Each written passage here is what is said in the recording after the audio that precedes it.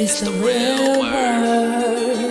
It's the real word. It's the real word.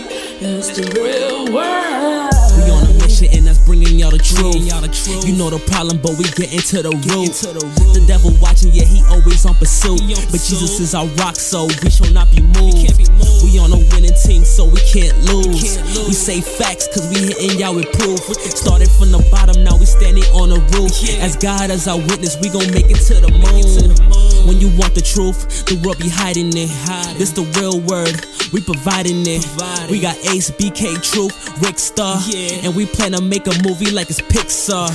We came a long way from the plantation. We just tryna save your souls from damnation. So if you down with the message, tune in every week. It will lead you to the message that you seek.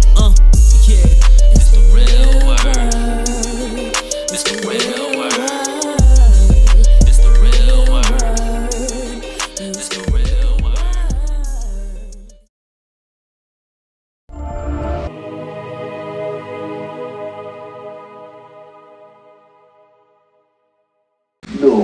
Welcome to the Real Word Season 9, Episode 17. Shout out to everybody that's been watching. Shout out to everybody that's been supporting.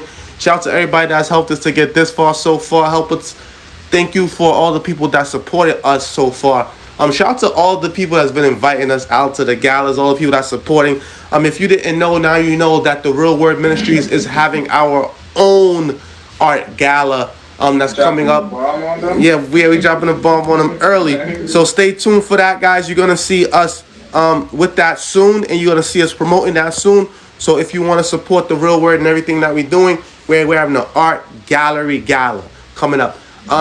Cabell's not here in the studio, but he's here via Zoom. Introduce yourself. I'm still here, man. I'm still here. Just, telepathically. Yeah. Turn your TV off. It's distracting. I think that's what Nick was talking about earlier. What well, y'all don't like the TV? I don't know. Who would want to watch a show if somebody watching a show in the background? I mean, hey. That's what I watch. We're going to talk about some, law and order things later. Yeah. Alright, we got a very special guest. Someone very brand new to the platform. Introduce yourself, sir. Hey, from Chicago. Yep, from the Shy. I'm Nick Espinosa. Nice to meet you guys. Thank you, Nick. Thank you, Nick. Nick is coming all the way from Chicago, and also Nick is one of our guests from Podmatch. Shout out to Podmatch for supporting us, and shout out to Podmatch for always helping us to link up with people all over the world.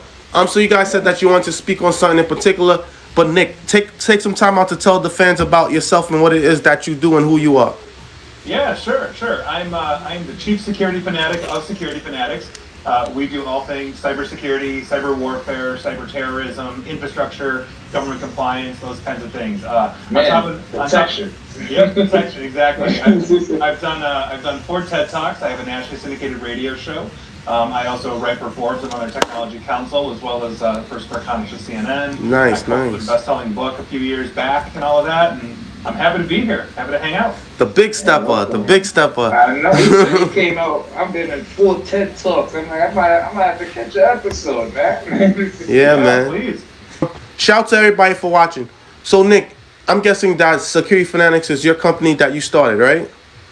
Yeah. I started back in 2015, and so we're about 8 years old or so. And before that, I had a previous company that I grew for about 15 years before selling it. And so, this is kind of in my DNA at this point. I've been in cybersecurity. You started your own company. How did you advertise that? How did you get that out there?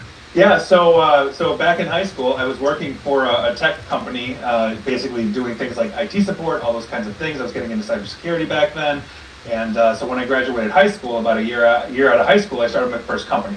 And so by virtue of that, I grew it for about 15 years. I sold it in 2013, became CIO of that company, and then founded 2 years later, Security Fanatics, and here we are, just keep on rolling. Oh, almost like how Elon Musk did. How Elon Musk and his friends started PayPal, and they did the PayPal Mafia. They sold it, and he went and bought Yeah, well, I don't have Musk money. I can tell you that right now. Elon, feel free to loan me some bucks. But no, I love what I do. You have a little something, Nick. Come on. I I started like everybody else, where just one presentation at a time. And I had a previous business partner that said, hey, you're both a nerd and extroverted. Why don't you go try public speaking? And so I said, sure, why not? And so I did a presentation for like 20 people, like on a random Sunday or whatever it was, that he had set up, and it went well, and I just kept on going with it. And within a year, I was basically flying various places around the country, and about a year after that, I got an agent, and it just kept on going. And then I figured, I like to talk, maybe I can get a radio show. So I started shopping around and built a demo that I gave to various radio shows, and I found one that would take me, and I swear more cows than humans were listening to me on that show. But that gave me the ability to take that and then go to find a syndicator, and then I found a syndicator, and now I'm starting to gain affiliates. That's all over. Right there. So explain to people what's a syndicator and what being in affiliate markets is. A lot of people don't understand that.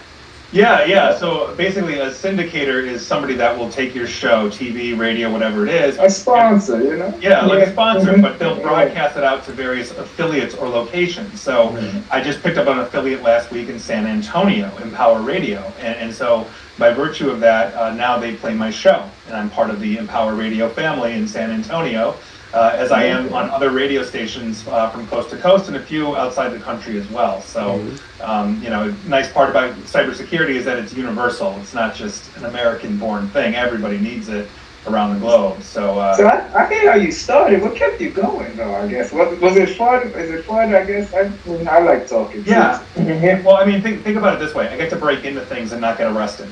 So, that sounds more fun. Yeah. So I get to do things like that, but at the same token, at the end of the day, when I'm looking at my retirement down the road, I don't really have like a monetary number in my head. My goal is to defend 1 billion people on the planet before I retire, because I will have made the world a better place. And so that is consistently my goal. And my first goal was 10 million, and then it got raised to 100 million, and we're chipping away at 1 billion, and then I'll move it to the planet. Trying to hit that Amazon trillion. not that many people on the planet though.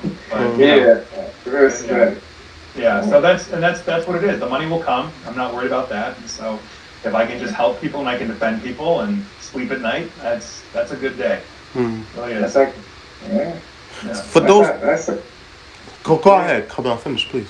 No, I was just saying that's how you started the podcast, is doing it just to affect one by one, Yeah, that's it. And I'm just really glad, and I'm very thankful right now that more than my mother listens to my work or reads my work. That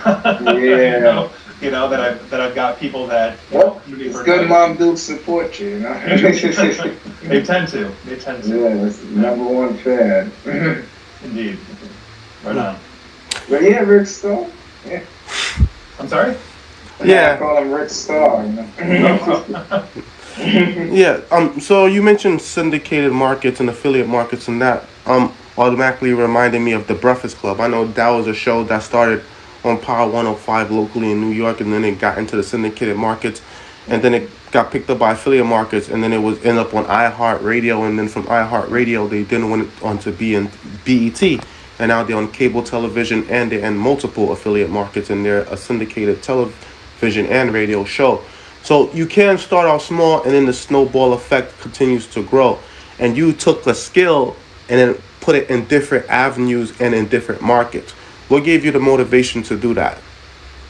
Honestly, just to help people, to get the word out. If I look at my entire industry, cybersecurity in and of itself, a lot of us honestly are pretty socially awkward. We are not engaging. There's only a handful of us that really get out there and put ourselves out there, and that's something that I think really motivated me, because I like to think I'm personable, right? And I work with people that honestly, they're just very socially inept. I like to say, like, live in mom's basement, can't talk to girls, that kind of thing. And I used to do engineering at City Tech. That was how the hallways were, socially awkward, especially with the zeros and ones. Yeah. And I just happened to, I'll go have a beer with you. I'll go hang out, and I think that was the difference.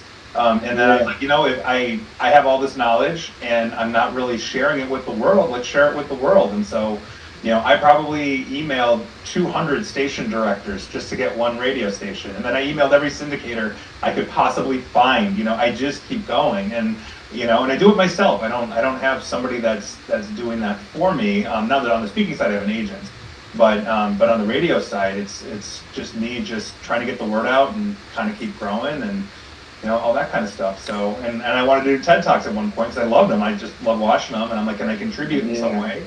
As kind of like a legacy thing. And so I've done a few. One of them kind of went viral in cybersecurity. The Bill and Melinda Gates Foundation is using it as his college courses, and so I'm pretty proud of that one. And so yeah, just keep on rolling. Just keep on rolling. You sound like I like what I hear, man. You got a lot to be proud of.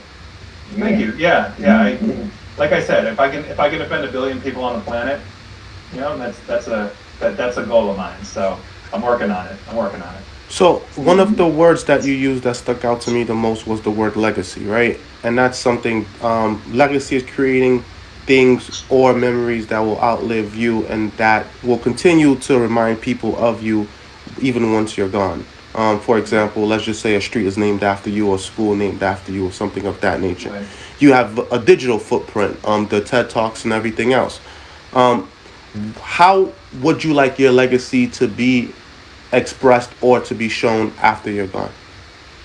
I know there's an exercise of like, what do you want on your tombstone? What do you want on your gravestone? And I've never really done that, only in the sense that I don't think I'm done writing that. I think I've got more to do before I shuffle off, and right. And so in that vein, I think I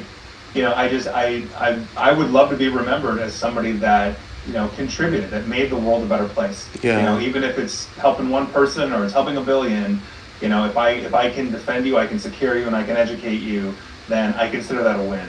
That is, you are better off, your kids are better off, because it flows down, right? We teach the young, and hopefully they keep on going with it, and just keep rolling. So yeah, I mean, in that sense, like I don't necessarily know what I want on my tombstone yet, but when I get there, I'll let you know.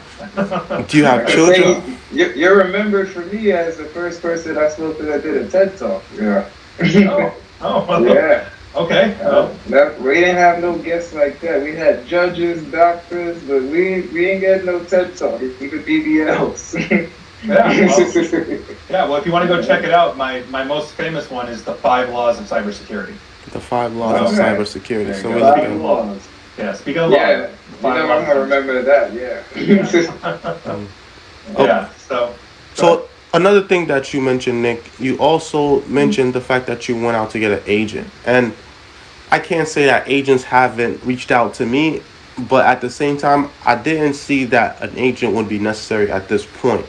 But you actually took the initiative and hired an agent. How has an agent benefited you in regards to your public speaking in your career?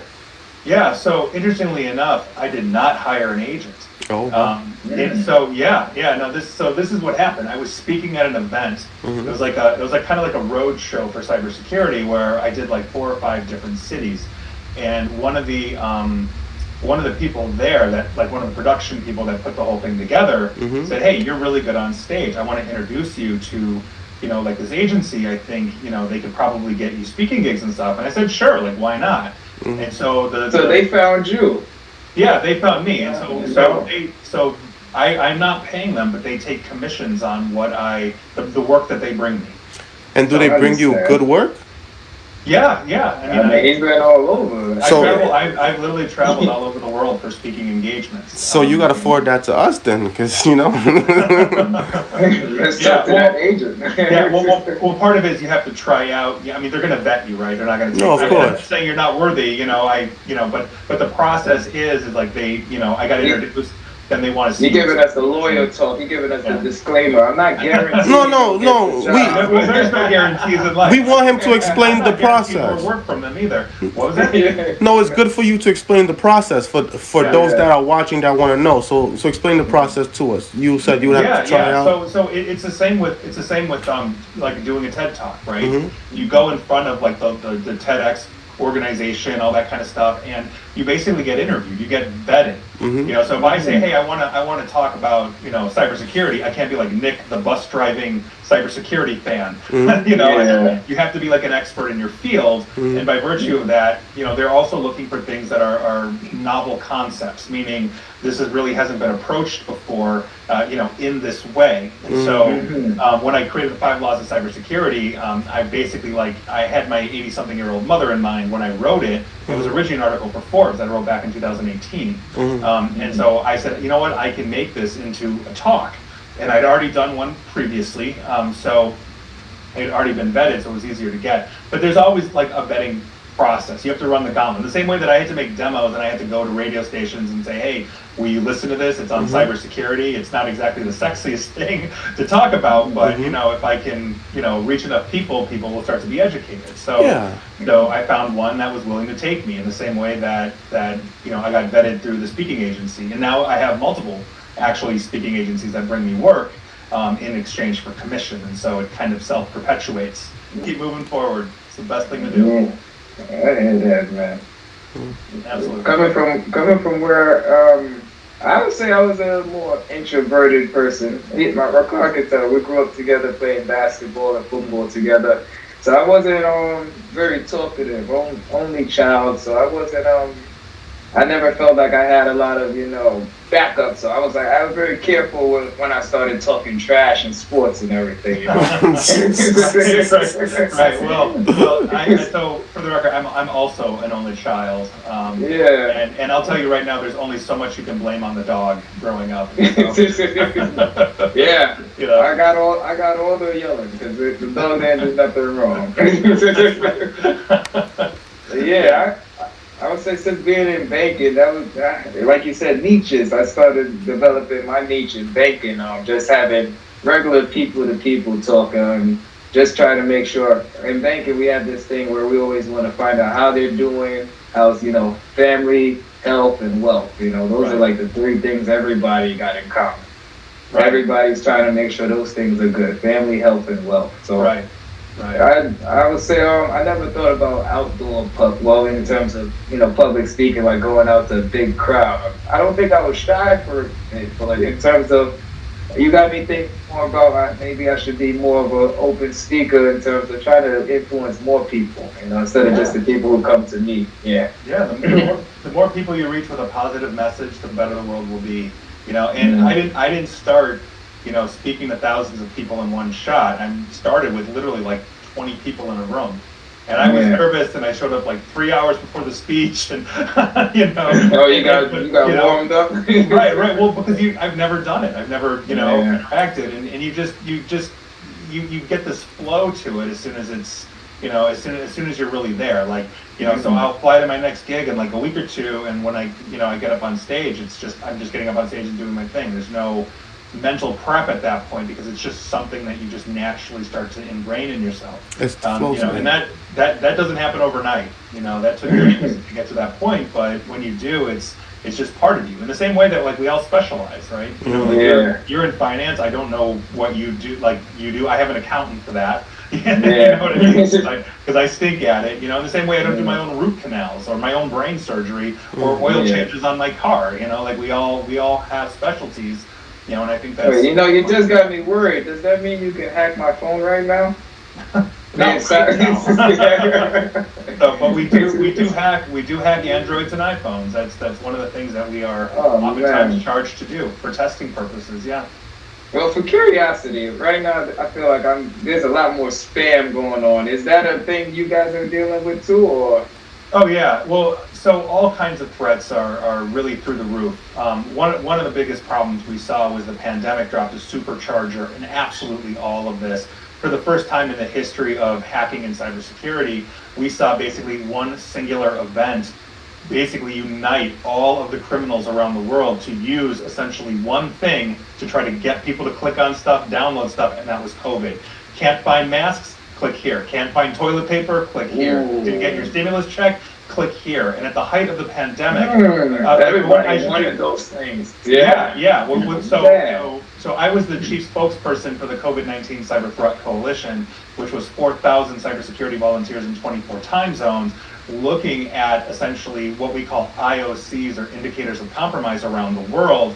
And at the height of the pandemic, we're talking like late March, early April in 2020, when the bomb dropped, we were seeing 5,000 malicious websites being just launched every single day. And so it's like nitpicking. Yeah, and so hacking went through the roof, ransomware went through the roof, on top of disinformation and misinformation, all that kind of stuff. And then the next supercharger that dropped was the invasion of Ukraine by Russia. So it's been a very busy few years. I can imagine. Yeah. So it's been problems, and on top of it, in cybersecurity, we're down about 3-4 million bodies right now. We can't hire fast enough, and we can't train to keep up with it. Yeah. Wow. Everybody needs people right now. So we've got a worldwide issue with that on top of everything else. They went from credit card scamming to malware. Yeah. Wow. So and then they make millions. So at the height of it, Our Evil, which was one of the most prolific gangs, was making about $100 million a year. Wow. And just ripping us off. That's all they were doing. Man, what a business. 100 million. Yeah. And they're run like businesses. That's what people don't get. So one of the gangs, Conti, out of Russia, before the invasion, they had an office building. They were tracking sick time. They were tracking, like PTO, health. They were giving health insurance out. This was run as a business. You were working a 9 to 5. Like, it was just like any other business that you would think of, except it was a criminal enterprise. And so these are very polished. It's no longer the 15-year-old kid just breaking into things. These are organized gangs that are just wreaking havoc on the world right now. So yeah, I heard in Korea it's the same thing. How majority of the money in South Korea, they get it from scamming, and selling human labor. I don't know how true that is. North Korea, not South. Sorry, North Korea. Sorry. Yeah. North Korea is the one doing that. South Korea is our ally. Okay, so North Korea. No, it's all good. We don't need Facebook. Yeah, we don't need Facebook clicking us down anymore. Go North Korea. No. Wow.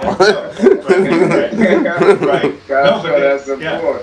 Yeah. But that's one of the things that North Korea does to basically prop up their economy, because they're a pariah. Nobody other than China gives them anything. And so by virtue of that, they have turned to internet scams and theft and all that kind of stuff to help sustain their economy. It's pretty crazy. Imagine a whole country scamming, just like Nigeria. Yeah. Well, and interestingly enough, I wrote an article years ago about the geography of hackers, why we see specific types of tactics being used, and Nigeria was one of my examples. Because there's a lot of places outside of Lagos and Abuja in Nigeria where there's very little internet. It comes and goes, up and down. It's not sustained like we have it here in the United States. And so to send an email, you can click send, and it can just wait until the internet comes back on and then go. So you'll wrap up a whole bunch of 10,000 of these emails, and then as soon as your internet's back on, they'll just start filing them out. It's all good. Hey, I sent that email months ago, man. Right. So it's very easy for them to run those operations. In other places where there's an absolute lot of bandwidth, we see different types of attacks. They'll knock out infrastructure, they'll knock out websites, or they can do various techniques simultaneously and all of that. But as Africa, to that point, starts to develop, a huge amount of infrastructure, and they are the largest and fastest growing infrastructure in the world. More than 1 billion Africans now have cell phones, where 5 years previously they just didn't have that. We're going to see new threats emerging from Africa, just as we see new threats emerging from everywhere around the world, including here in North America and the United States. Yeah, and I heard Uganda just became very rich, and Uganda about to be the modern day Wakanda. Really? So and that's just it. As we're tracking these hotspots, there are countries that are considered failed states. There are those that are prosperous. But no matter what your economic status, you see criminals leveraging the internet to do whatever it is they're doing, even here in the United States. In fact, DraftKings, the betting platform, they were hacked along with BetMGM, I want to say December or something like that, and they just arrested the hacker, an 18-year-old kid in Wisconsin. Wow. That actually hit right. So you never know, right? And, and being in Chicago, that dude's 2 hours away from me. Wow. Right. So, it's not always the Russians or whatever it is, but they do a lot of it. So you probably shared a drink with them. I hope not. So let me ask you a question, right? The rumor is that majority of the time when they catch these scammers, they hire them by giving them a job. Is that true or no? So that's a good question. There is a tactic. You want to talk about North Korea and South Korea, where North Korean hackers were impersonating massive corporations like Samsung, which is a huge Korean brand, or Kyocera, or some of the others, to try and attract security professionals that were working for these large companies. Meaning, I was working at Kyocera, and now Samsung is sending me an email saying, hey, I'll pay you double what you're making at Kyocera. And of course, I'm going to respond, oh my gosh, more money, thing, who wouldn't, right? And so then they're sending infections, like, oh, fill out this form, right? Now you're infecting Kyocera, or vice versa, you're infecting Samsung, or any one of the other major. And there's some massive companies in, South Korea. Hyundai's another one, At my job, we talk about, you got to read the emails, the address and everything. Would you recommend the same thing? Just read. Yeah, well, I mean, there should be specific checks in place to make sure that who you're talking to is actually legitimate, and that is one of those big things. And so banks are one of those huge targets. Banks are one of the largest targets in the world. I actually talk about that in the 5 laws. Think about it this way: at the dawn of civilization, when we all came together and stopped being nomadic and decided to create a civilization and a currency, somebody came up with the idea of, let's create a bank. Right? That's where we'll put the money, we'll regulate it, and I promise you, I guarantee you, the minute the first bank was open, there was somebody out there that said, oh, that's where the money is? Yeah, I'm going to rob it. Give me the loot! I'm going to rob that, right? And they robbed it. They robbed it. And so what happened? The bank says, okay, now we have to improve our defenses. And then it probably got robbed again. And that's essentially how this works. It's a cat and mouse game. And so, no matter what you're in, you've got to be checking these things. You've got to have, especially when it comes to money, if you're moving money, you've got to verify who you're talking to. You really do. Very much so. Got 3 internet securities. Right, as you should. And I don't know who you work for, but I'm sure you got plenty of it. I was gonna say, do you use what's the best brand to use right now? Is it still Norton or? So I've never recommended Norton. Put that on the air. There you go. If they're a sponsor of yours, I apologize, Norton. But no, it really depends, right? Because the solutions for business are not the same for personal. I'm not expecting you to buy a $10,000 firewall for your house, but I'm expecting your business to buy that, right? And so we run the balance. And one of the big problems that consumers have, just regular folk, is that oftentimes we're not getting the best out there. Meaning we're getting the Nortons as opposed to the enterprise level technology that the Department of Defense uses and corporations use and all that kind of stuff. Top security. So it's a huge thing, but that's kind of the way of the world, So it is. Might need that for the real word, man. I guess that's what they say, you get what you paid for. Yeah. And that's true, especially when you're trying to safeguard kids and educate them and all that kind of stuff. It's just like families out there. A lot of parents are just not educated on cybersecurity, and so they just don't get, the pitfalls of, all of the things like social media, predators, depression that social media is. We have Well, speaking of kids and social media, how do you feel about TikTok, man? TikTok is possibly one of the worst things to ever happen to the internet. Sheesh, why do you say that? I'm just saying. They said they can hack us they get a lot of information from TikTok from us. Yeah, well, so there's 2 issues with TikTok. Number one, I did a video, I swear to God, like a week or 2 ago, where I just was reading the privacy policy. And they're like, TikTok. If you're on your home network, we're going to scan your networks. We know your password, like all of these things. Nothing is private.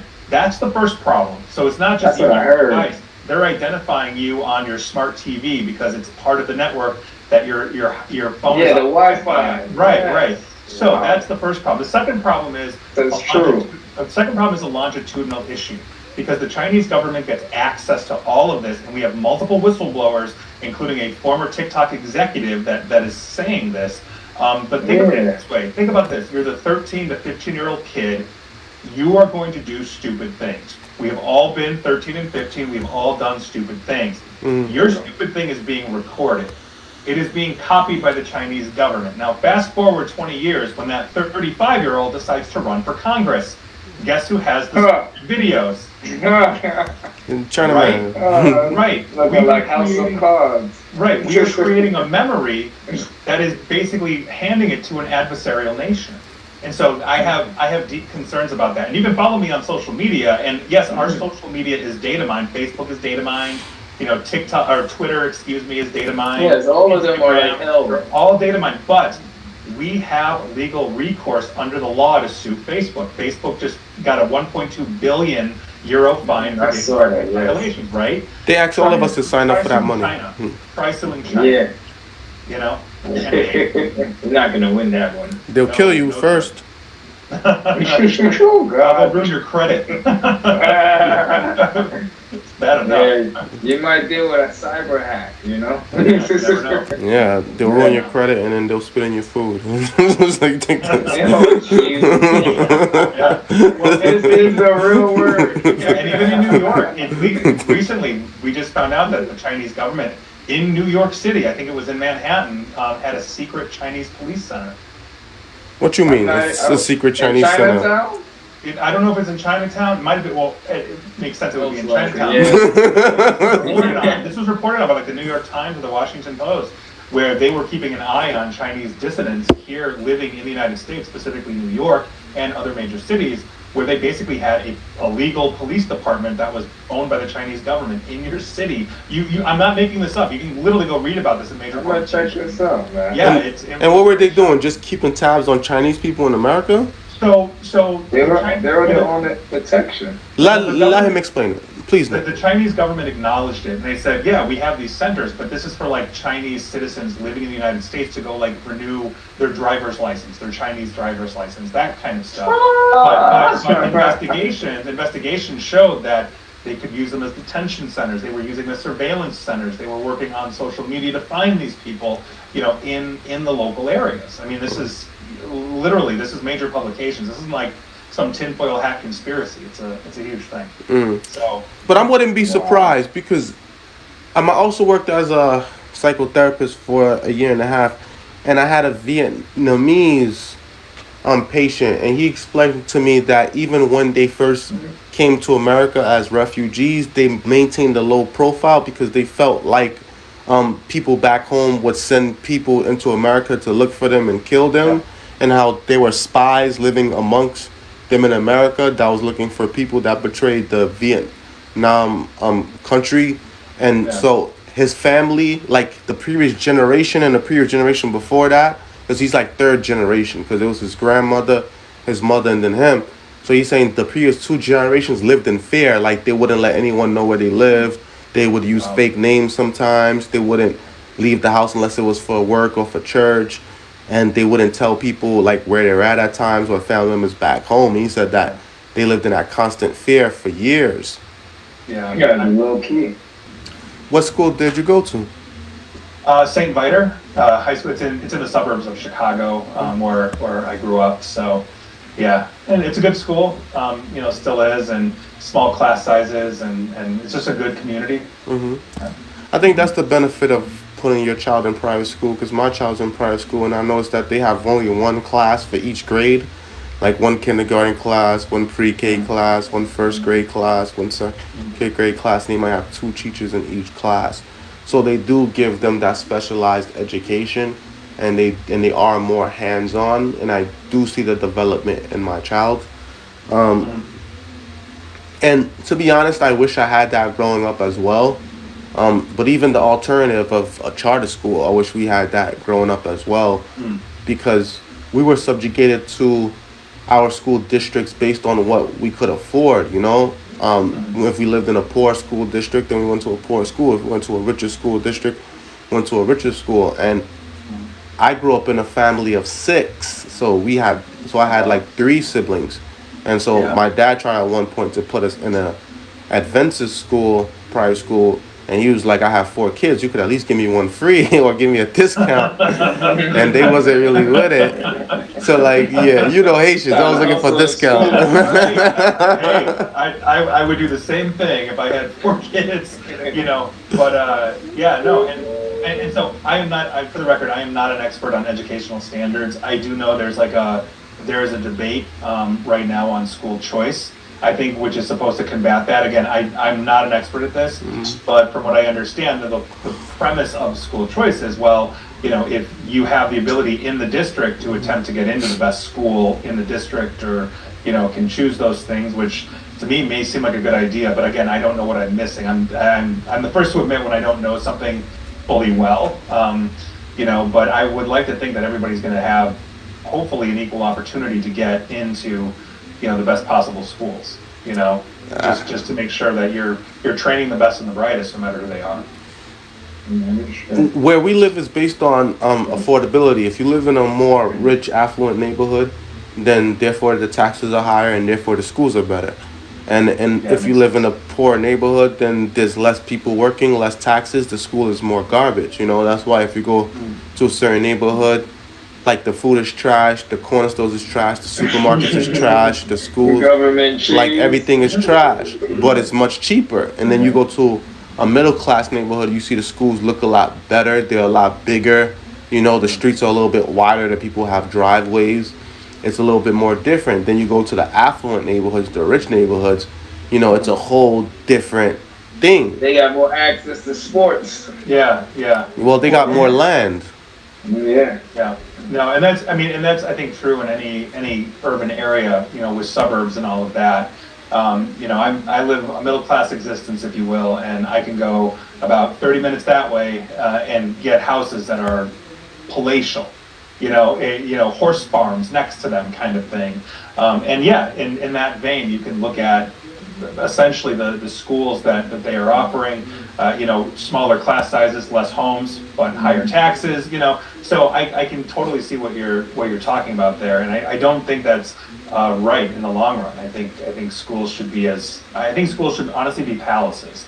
They should be the education standard that moves the next generation. And if you're thinking longitudinally about this country or any country, you know, the best thing that you can possibly do is educate the next generation as best as you possibly can. Give them the best education, all of them, because they're the next doctors, they're the next leaders, they're even the next bus drivers, right? But everybody should get that education, everybody should get that opportunity. I think that's just beyond important, I really do. Now, again, I'm not an expert on this. I don't know how you finance that, if you will. Maybe it's through taxes, maybe there's something else we can do, I don't know. But looking at that, you know, again, as a non-expert, I think that's, you know, I think everybody should have an amazing... It'd be helpful. But you know what's crazy though, on top of all of that, everybody doesn't have that. And the richer you are, you could literally go to school in the castle. Like the school I graduated with my master's for them, they have a castle. It's called Rose Hill. You know, wow. Duke, they have a castle. The private school that my church was in for all those years, it was literally a castle. So it's like, you know, you can't say kids don't go to school in Hogwarts, right? It's a fictional place, but they go to school in the castle, right? But it's a private boarding school. Those kids weren't poor, so it's like. And they say that helps the mental health. One of the speakers, Dan Pena, the billionaire, but he got that book on The $1 Trillion Man. He talks about first thing he does when he gets anybody who wants to listen to him is he takes them to his castle in Germany. He says it just changes their whole mindset. Yeah, well, I think it shows you the capabilities of achievement, right? Mm-hmm. You know, so the goal is to have that equal starting line. You know, not everybody's going to achieve in life. That's just human nature. But if everybody has an equal shot at achieving, I think we have a much better shot at continuously improving and innovating everything in our lives, everything in society. And I think that's something that is missing. I look at other school systems, you know, so I have clients, for example, that, you know, and we just talk like this, you know, with clients. I have some in Germany, and until about 8th grade, all the kids basically have an equal curriculum, and then they test. You're either going to vocational school, you know, to go into the trades or something like that, or you're on a path to college to be whatever you're going to be in college. Like the game of life. Right. And you're going to have kids that have specific aptitudes. You know, so I have a friend, for example, who's a carpenter, he's a brilliant carpenter, you know, amazing at it. I don't have that skill, you know. He loves what he does, you know what I mean? And I love what I do, and I've trained very hard to, you know, to be hopefully at the top of my game, you know. And so I think as long as we have those people and we are properly motivating, them in the world, I think we're always going to see, those people that really want to achieve if they're given the right opportunities. Man, it's a great thing to hear you speak about, love what you do, man. That's one of the things that we try to push out on this show. Yeah, Make sure you love what you do. Yeah, and we all should. I mean, nobody wants to go to a job and punch a clock they absolutely hate. But most people do. Everything down. It brings everything down in your life. But most people do. Most people hate the jobs that they work at. In the urban community. Yeah, we were talking about an equal head start. I think we don't, as individuals, I don't think we all get equal head starts, even in America. I think for example, the person whose grandfather dies and leaves them $1 million, or that leaves $350,000 in escrow in a trust, does not have the same equal opportunity as someone that's growing up on Section 8 or that's growing up on public assistance. That gap is so huge, and even when that person starts to close up on the gap and gets closer into that affluent society, they look down on them, because the higher you go, it's not about riches, it's about wealth. Not only if you have money, what kind of money you have, and how long your family had that money, and where did that money come from. Well, and those are the people I wouldn't necessarily want to hang out with either. if they're going to look down at me, and I mean, and that's, look, I'm firstborn. That's not your circle. Yeah, I'm the son of immigrants. And my parents did not fly here on a private jet. You know what I mean? And so by virtue of that, my dad worked to make a better life, so that I would have a better life than he had, growing up, where he grew up. And so by virtue of that, the goal is to pay that forward. You're 100% right. We do not have, I think, equal opportunity when it comes to access to education, therefore access to opportunity. And I think that's a serious disservice that we've been doing society. I think we've made progress on that, but we have a long way to go. I do think we have a long way to go on that. And I think we've seen some regression, unfortunately, in the last few years and all of that. And it's something that I think is deeply concerning, just to, I think, most of us in the country. Nick, you got kids? You got kids? Yeah.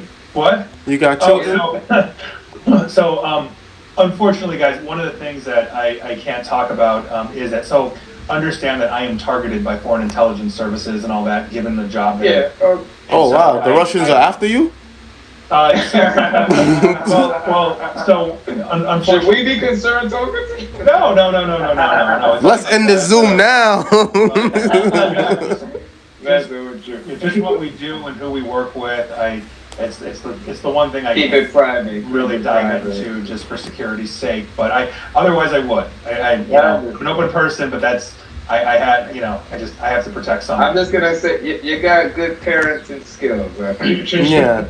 And the reason why I asked that question is because it would seem that you are focused on legacy and paying things forward, almost like you're creating everything within this life to leave it for someone else after you're gone. That's what it seems like to me. I could be looking at it the wrong way, but that's just what it seems like. Like, you're concerned about the future and you're aware about the things that are going on, and you're addressing it and not shying away from the important issues like a lot of people do. A lot of people tend to. And you relate to it back being of Hispanic culture and being an immigrant, and I could relate. Like, I'm a Haitian immigrant. My father, and Kimmel could attest to this. He said many times he's been working since he was 14, 15 to build up, things to leave things back for his children. I think that's what it is. And, the other day, my daughter was taking videos in the house, and she said, this is for me, this is for me, this is for me. Right now it's for daddy, but it's going to be for me.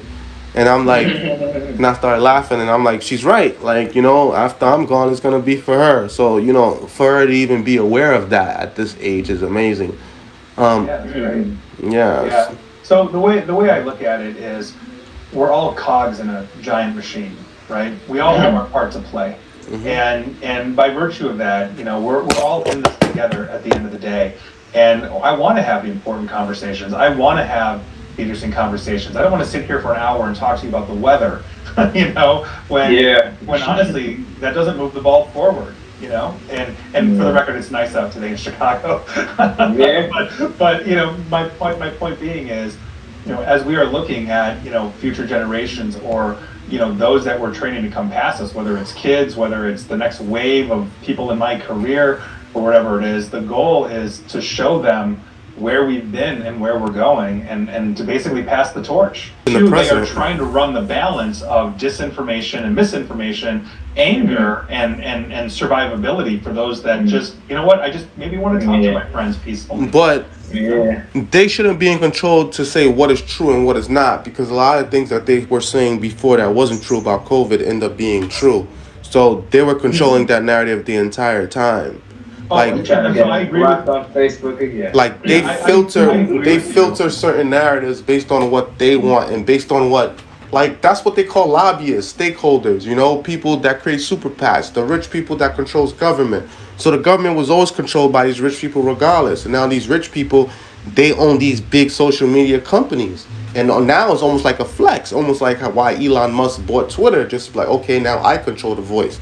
First thing he said was majority of the people that you see on Twitter are fake, like they're bots, just to inflate the product. It's almost like when you on Instagram, when you get fake likes just to make your likes look like more. It's the same thing that these companies are doing with all these fake people. How you think they got fake likes in the first place? There's fake people that they allow them to create, and then they be like, oh no, this is fake and this is real. But they're trying to manipulate reality by taking control of reality through the superficial of the virtual reality, and the social media.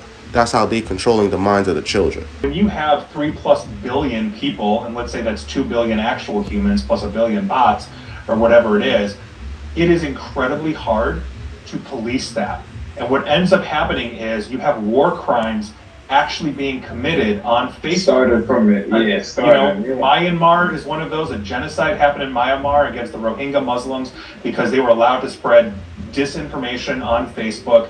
We have war crimes coming out of the Middle East as people are stealing artifacts from war zones and selling it in languages that Facebook is not policing. We have a lot of problems with this. Conversely, how do you manage something that huge? Even their own engineers have said, we don't know where all our data is. It's too big. It's too massive. And so we have this odd problem right now of to your point of looking at what essentially could be information control or putting all of us into a funnel to think one way as opposed to the other. But at the same token, we have a problem every which way because we're also seeing extremism ramp up on both sides, and that is directly essentially related to this. There's a study out there you might be interested in looking at. It's called the Hidden Tribes of America. I think it's like hiddentribes.us is the website, and it is a massive study on essentially the population. And what they found was it's something like 8% are extreme right, something like 14% or something like that are extreme left, and they are the loudest voices in the room. And the other like 78% of us or whatever are what they call the exhausted majority. We are tired of hearing people scream at each other. We just want to have a conversation like this.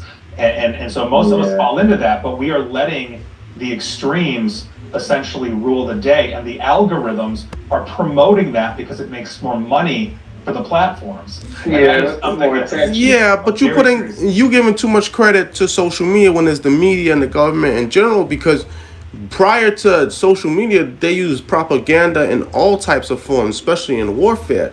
Earth has never been at peace. Even though there isn't war on American turf, there's always war going on. And prior to social media being available, they always spread false lies and propaganda. And I've written on this. And they create false lies and propagandas after the fact because it's the victor that writes history, his story. So they change it every day. Yeah, so I've written on this as well. I mean, we have, as honest as we try to be, we are perpetually lying to ourselves. It is who we are as a society, and sometimes they're acceptable, sometimes they're not. So think about it this way. Think about you being an Olympic runner, right? You're going to run the 100-meter dash, and sitting next to you is Usain Bolt, right? He's running next to you. You have to convince yourself, you have to lie to yourself to say, I am the fastest man alive. I'm already saying no. But you're also not an Olympic runner, right? So we do these things intentionally. Now, we have a history. You are 100% right. that there has been propaganda, there's been misinformation, whether it's on the battlefield, whether it's kings lying to the population to quell something, whatever that is.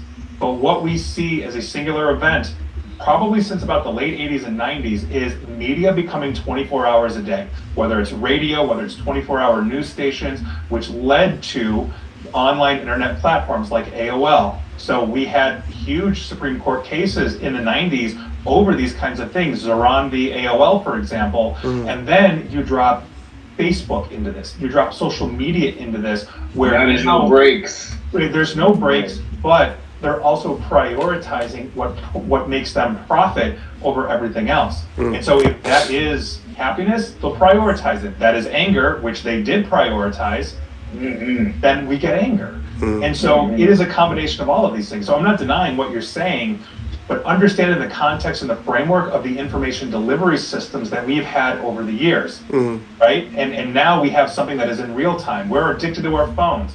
After this, I'll go have dinner and I will open my phone at some point. You know what I mean? And that's who we are. And it's there. And they're not publishers, because the algorithms, the artificial intelligence, is prioritizing who goes viral and who doesn't. So my post on social media will not go viral. Your kid is behind you. I hate everything and burn it down. And that's the problem that we've got. Yes. Yeah. I agree. So, closing thoughts, gentlemen. Love what you do. Carry and make your legacy. Leave something behind that you will make the world a better place. I take that one from Nick. Well, and I appreciate being here, and this has been a great conversation, because usually when I go on these, people are asking me about how many cybersecurity threats there are today, but this was a really good conversation. This is the real word, man. Yeah, man, I appreciate it. Yeah. So while we're here, how many cybersecurity threats are there in the world today? About 250 million a year. Oh, that's too much to count. There you go. We're talking viruses. way too much. And where can they find you, Nick, if they're looking for your services? Yeah, you can like, share, follow me at Nick A. ESP on Facebook and Twitter, even though not a big fan of either. Social media is a necessary evil. You can find me on YouTube as well at /Nick Espinosa, and yeah, come hang out, come say hi, come tell me you saw me here. And if they want to hire your company, where can they find your company to hire them? Securityfanatics.com, or you can hit me up on LinkedIn /Nick Espinosa. You'll see my mugshot right there. Can't miss it. And all good. Yeah. Yeah, we all got a mugshot now. And the one question we ask every guest: what about The Real Word made you come on? So you guys reached out to me on Podmatch, like you said. Shout out to Podmatch for that. And I just went and looked at what you guys sent and what you were talking about. And when I went and Googled you, I'm like, oh, this looks like fun. Like you guys look like you're genuinely just having a good time, just having conversations wherever it goes, and that's kind of my jam. So I was like, yeah, this will be fun. It's not gonna be like Steve's business podcast. Let's talk about you know what I mean. And I get invited on a lot of those, but this is I love conversations like this, and this is like bar talk. Yeah. And so we do have an issue, like for example with handguns. In Chicago, we have a lot of handgun murders every single year. It's something that we need to address in all communities everywhere. But it's also more localized. It's not spread out. We're not shooting each other. I'm not worried when I get in my car and drive from point A to point B. Like I will be driving into the city in a week or two, and it's not going to bother me at all. Just another day. Just matters where you at. Yeah. And so I'm in Chicago all the time, and it's for the most part a peaceful city. And like said, we outside. Yeah. So don't believe the hype. We're not a war zone. So it's not Chirac for real. Yeah, Chirac is. I'm not a fan of that term. And so it just is what it is. But no, like I said, for the most part, and if you look at other cities, like per capita, like per 100,000 people of gun deaths, like Columbus, Ohio has a higher per capita death rate than we do. You know what I mean? And so everything's relative. You forget it in Ohio. Yeah. Its music got a big influence, that's why. Yeah, I've spent plenty of time on the South Side, and here I am. So you know about King Von and Lil Durk and all those guys? Who? King Von, Lil Durk, and everybody? That's local music? I don't even know King Von. I know Lil Durk. You know Lil Durk? Well, I know you know Kanye West, of course. Oh yeah. So I'm around his age, so I grew up with Kanye. Okay. And that's not directly. He wasn't down the block from me, but his music, yeah, Kanye West and that era is pretty much where when I was in the music scene, or interested in going to shows. What's your favorite Kanye song? Oh my God. So I love Jesus Walks. Interestingly enough, that's a tough one, man. That's a great song. It was a great song. Gold Digger. I've always been a fan of Gold Digger. We all fan of Gold Diggers, whether we like to admit it or not. Yeah, that's high school. Yeah, that's what I'm saying. Like, you know, that was my 20s, right? Or I think. But yeah, no. He's. I mean, he turned interesting recently. Let's just put it that way. Politically correct. Yeah, but I mean, I look at others from Chicago too that I love, like R. Kelly. Oh man, what's your favorite R. Kelly song? What? What's your favorite R. Kelly song? Oh, it's Remix to Ignition. I mean, don't get me wrong. I love I Believe I Can Fly and all that kind of stuff. But oh my God, is there a remix to Ignition? Yeah, but.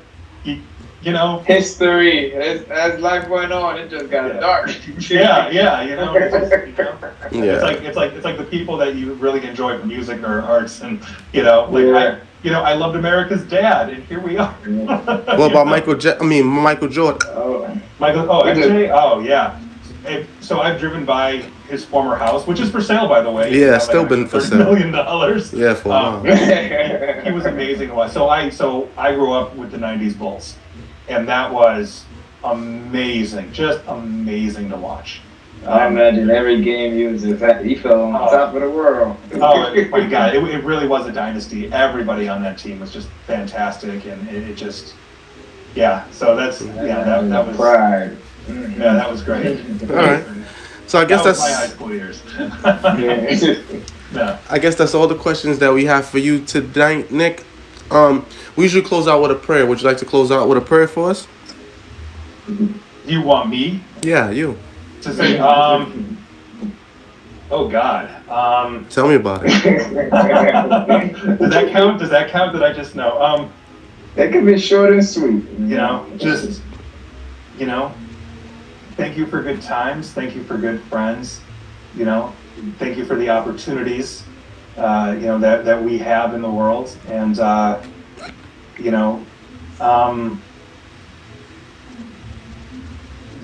think that's... Amen. There you go. Amen. Yeah. It caught me off guard. I wasn't expecting that. But yeah, of course. We reach everybody. Be grateful. Thank you, Nick. Thank you for the positive affirmation and prayers. We appreciate you. Thank you for everybody that's been watching. Thank you for everybody that's been supporting thus far. You can catch us at www.therealwordministriesinc.org. That's therealwordministriesinc.org. I got the hiccups. The Real Word TV at YouTube. Just put the Real Word TV, one word, on YouTube. At the Real Word Ministries Inc. on Instagram. The Real Word Ministries Inc. on Instagram. The Real Word Ministries Inc. on Facebook, or facebook.com/therealword7. And the Brick TV every Tuesday and Thursday at 1, 12, and 4. So I'll see you then. Thanks to my guest. Shout out to Nick Espinosa. Espinosa, right? Espinosa, I said it right? You got it. Espinosa. And shout out to my partner, Kimmel Hall, that's always here with us. And shout out to you guys that's always watching. Shout out to the people watching live. Shout out to the people watching on The Brick. And shout out to the people watching on BronxNet. Shout out to everybody that's been supporting us. God bless you and good night. It's the real word. It's the real